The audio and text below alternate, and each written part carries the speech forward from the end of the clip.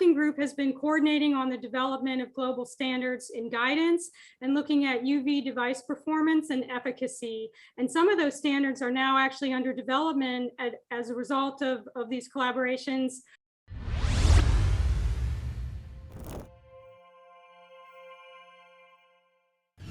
Well, I have a lot more questions on this, but I want to take one more question from our audience. The question is, what standards is NIST specifically working on establishing for UV technologies and applications in healthcare? Is that something you can address for us? Yeah, absolutely. At NIST, the areas for standards, one of the things that I'd like to bring up with respect to the collaborations is that through our collaborations with IUVA, we've been able to stand up a multi-stakeholder working group, and there are over 100 members in the working group.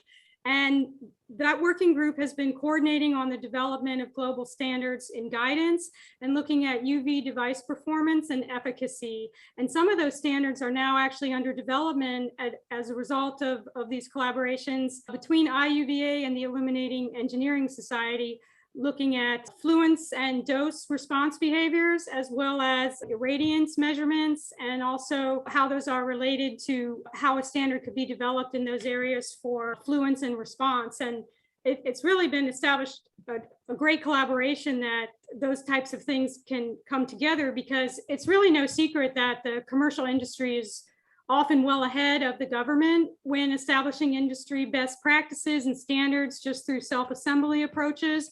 But, and of course, it's just smart business. It helps them be more competitive, but the measurements and the fundamental science sometimes just isn't there to help that process happen on its own. And that's where NIST can step in and really help provide guidance and activities in measurement capabilities to help those standards come together as voluntary consensus standards through our mission.